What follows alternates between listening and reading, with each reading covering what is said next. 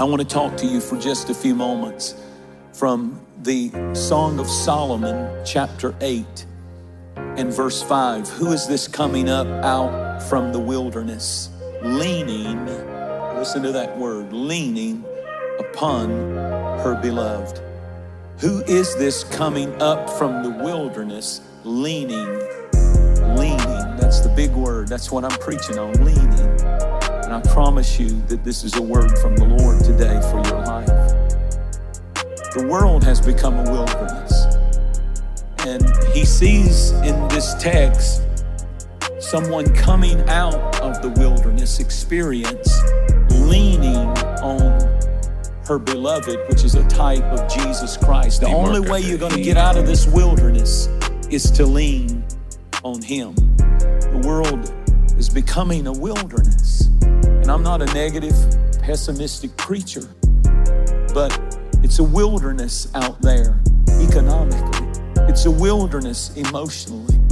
And for some, it's a wilderness spiritually. But I'll remind you today that when it gets dark enough, that's when you see the stars shine. And a star only has light not from itself, but it's a reflection of how close it is to the sun. The closer a star gets to the sun, the more it shines. And when it gets dark enough, you see the stars. If ever there was a time for us to arise and shine, as Isaiah said, it's in this hour when the world is in a wilderness and it's dark. And the only way that we're going to make it through this is to lean on him. He said, when you see the wilderness, the way out is she's leaning on her beloved, a type of leaning on Jesus. One of my favorite stories that I heard many years ago, a pastor of a church, DeeMarc, little country church, would always end his services by asking one of the people in the congregation to pray the benediction.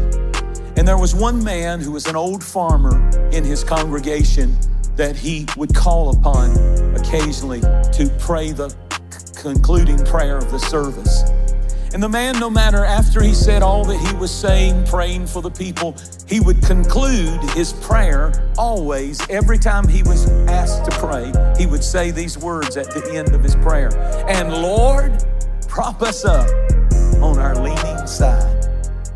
After hearing this several times, the pastor pulled him aside and said, I love the way you pray, and you know, it's great, but I'm curious, what does that phrase mean? It's kind of a different way to end a prayer, and you always do it every time I've ever asked you to conclude the service. You pray by ending that prayer by saying, Lord, prop us up on our leaning side. What are you talking about? Prop us up on our leaning side. He said, well, Pastor, I live out in the country. You know, I'm a farmer. And he said, I've got an old barn out back. He said, it's been there a long time, and it's withstood storms and weather and bugs and termites and everything you can imagine.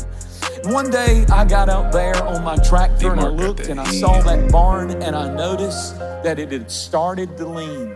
And so what I did was I took some pine beams and I knew that it was leaning, and so I braced them and propped them up on the side that the barn was leaning.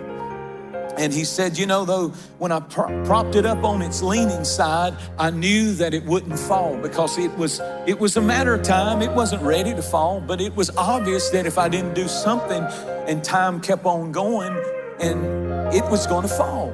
And so it still leans. He said it still leans, but it's not falling down because I propped it up on its leaning side. And then he said, you know, Pastor, I got to thinking about the kind of year that I've been having. And he said, I thought about all the storms and the seasons of life that I've been through and the things that have been bugging me and that can take my joy and take my victory from me. But by the grace of God, I'm still standing. And from time to time, I find myself leaning. He said, when I'm leaning towards anger, when I'm leaning toward hatred, when I'm leaning toward bitterness or unforgiveness, when I'm leaning toward worry or fear or, doubt, he said, I think about that old barn that should have fallen down, but it didn't. And I pray out loud, Lord, when I'm leaning, prop me up on my leaning side. You know, it means something in times like these to have the proppings of the Lord when you start to lean. For those of you who are so strong, who are listening to me and steadfast, that you never worry about being propped up on your leaning side because you don't have a leaning side. Well, either you haven't lived long enough or your barn is already flatter than a flitter and you don't even know it. I promise you, sooner or later, there are going to come the howling forces and winds of spiritual Mother Nature. And you're gonna find yourself leaning toward worry, leaning toward defeat, leaning toward giving up and quitting.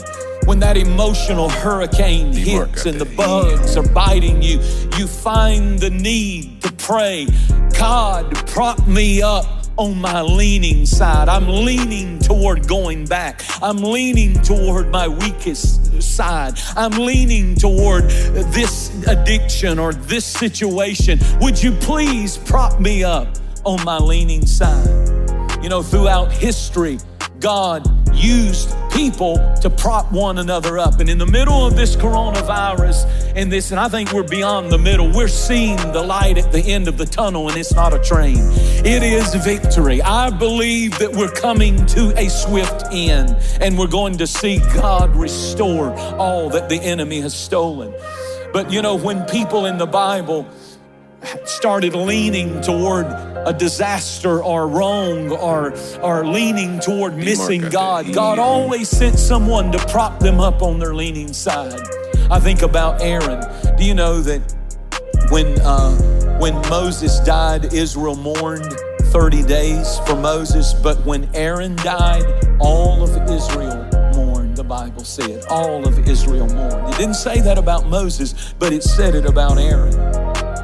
Not everybody mourned when Moses died, but when Aaron died, more people were mourning. Why? I believe it's because Aaron had a leaning problem. And the people could relate to Aaron. You remember, it was Aaron when Moses was high and up on the mountain talking to God face to face and having a holy encounter. It was Aaron. The people started putting pressure on him, and he took the gold from the people and formed a golden calf. And he leaned toward pleasing the people, and he leaned toward disobeying God. He was left as a spiritual leader, but he had a leaning, and he made that golden calf. And you would think that when Moses came down off of the mountain, that he would have thrown his brother away. And it was his physical brother. Aaron was his physical brother and the first high priest of Israel. And yet it was Moses who came up under him and propped him up on his leaning side. When Aaron said, I should be disqualified. When Aaron said, I don't have a right to stand and minister. I've failed God. I've worshiped an idol. I've brought the people into idol worship. It was Moses who propped him up on his leaning side. Where would you be today if when you were leaning toward giving up, that there were people who came along sent by God to prop you up on your leaning side? Thank God for friends in the middle of this situation that we're in. And you need to be someone's prop. You need to be someone who calls somebody and encourages them and takes them food and helps them and checking up on people and loving people and praying for people. When I think about marriage, some marriages are made in heaven and some are made elsewhere. And ever now and then, we all need in our marriage somebody to prop us up on our leaning side. And I know that you've been in the house together for a long time. And I just came along today to prop somebody up on their leaning side, because you're leaning toward, the marriage can sometimes get to leaning toward divorce, leaning toward anger, leaning toward bitterness and unforgiveness. But then comes the word of the Lord, and then comes a special friend. I would be that friend today to prop you up on your leaning side and say, hey, wait a minute, it's time to forgive. It's time to touch. It's time to love. It's time to embrace. It's time to, don't lean to that wrong, but let the Holy Spirit prop you up on your leaning side. I thought about the story of John Mark and how that he went on a missionary journey with Paul. And Paul ripped him apart because he quit and he was weak and he couldn't take it. And he came back from this missionary journey and he said, you take John Mark, he's never going on another trip for me. I don't see him as even profitable for ministry. And maybe you've failed in ministry. Maybe at one time you had the greatest opportunity in the world and you failed and you messed up. And maybe the system has thrown you aside and said, you'll never minister again. But the Bible said there was a guy by the name of Barnabas, and Barnabas took John Mark up under his, just really came up under him and propped him up. And he said, no, you're not going to give up. There's a call on your life. We're going to get you strong again. We're going to get you where you need to be. And don't you listen, I know that Paul, he said what he said, and he said, you're not profitable to me. But I tell you what, there's a call on you, John Mark. You know what he was doing? You know that John Mark, we wouldn't have the book of Mark in the scripture if it wasn't for the fact that the man propped him up on his leaning side. It's interesting that Barnabas means you can make it. That's what his name means, you can make it. And we need a Barnabas spirit where people are leaning toward depression, leaning toward fear, leaning toward hopelessness and giving up and throwing in the towel on their dreams because of the economy and everything that's going on. But we can have a you can make it spirit and prop people up on their leaning side. One of the great examples of history is the story of Winston Churchill, the Prime Minister of England during World War II. Hitler had already invaded Europe, and he was certainly poised to take over all of England. And it was during this time that Churchill came to power as the Prime Minister, and he hired for his Chief of Staff, General Hastings Ismay. And Winston Churchill was a different man. In 1940, the darkest hour of World War II for England, only one man in the world could win that war. And they recognized his courage and his gall and his eloquence and his ability. One man saw it in him, and it was General Hastings Ismay. And he knew that he could help Churchill. And he hired him as his chief of staff because there was another side to Churchill. Now listen carefully. Churchill was a little weird, a little strange. He would sleep 9 to 10 hours every day. He could be charming, or he could be the most abrasive personality you've ever met. He had a very short fuse. He was famous for making people mad. He would tick people off. He was not very politically correct with his words. And he would drive people up the wrong wall. He created enemies constantly. One such story is told of Lady Ashquith sitting at a banquet with him, and he was drinking, and he had a reputation of drinking alcohol too much. And Mr. Churchill would, kind of get lit sometimes. And she said, why, Mr. Churchill, I perceive that you're drunk. And he said, well, I perceive that you're ugly, and in the morning, I'll be sober. He really had a side that could rub people wrong.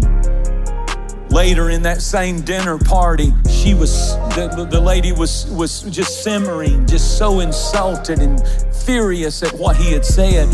And so when she saw him again, she said, if you were my husband, I would poison you. And he answered her, if I were your husband, I would drink the poison. He was brilliant when he would grab the microphone and speak and give speeches that would inspire the nation. We will fight on. We will fight in the sea. We will fight in the air. We will fight in the streets. We will fight house to house. But we will never, never, never give up. This was his strong point. But then he had the leaning side where he would insult people, where he would say things that would blow up all the success that he had done.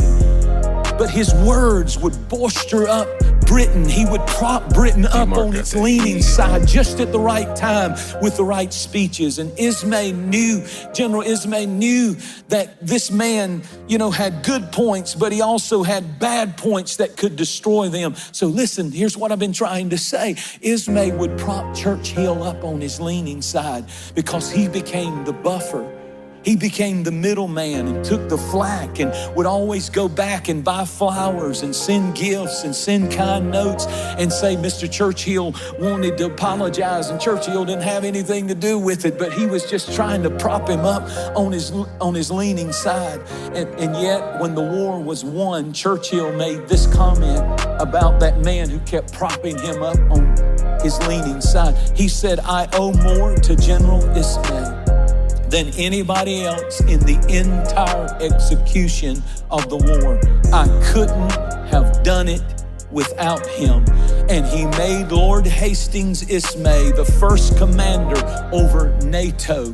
NATO was formed after World War II. And as an act of appreciation to the man who would prop him up when he would lean to his wrong side instead of his better side, he gave him that title of the first commander over NATO. He honored the man who propped him up on his leaning side.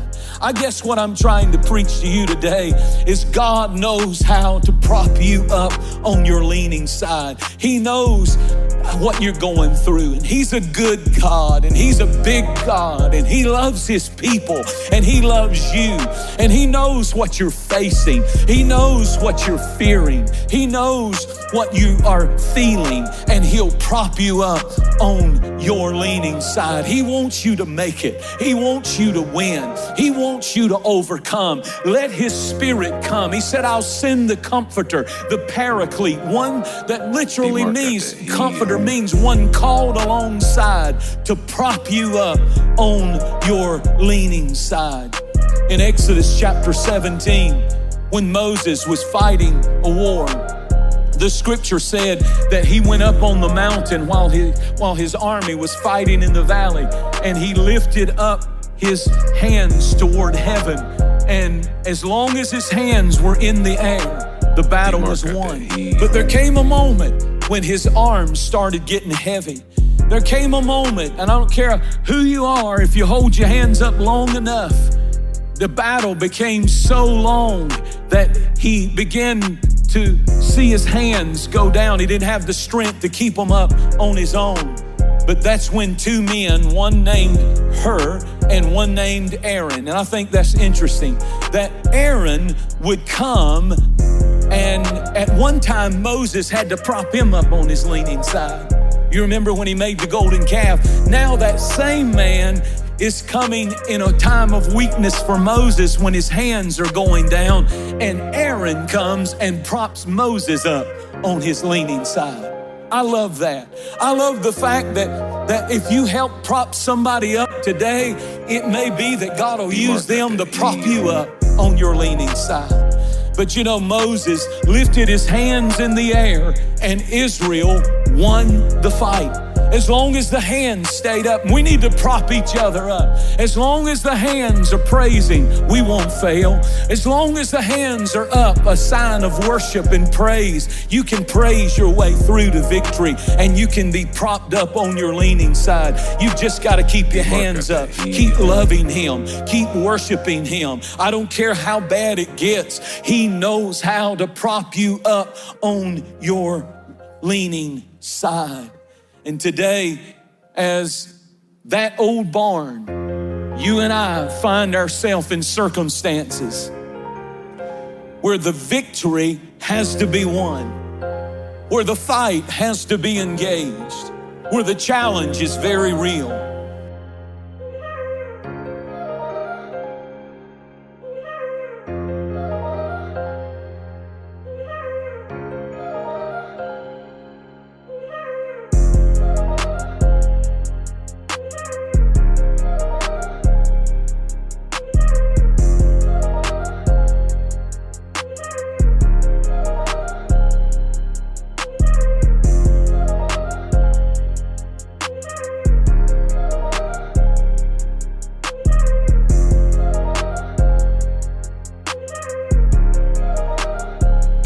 got that heat.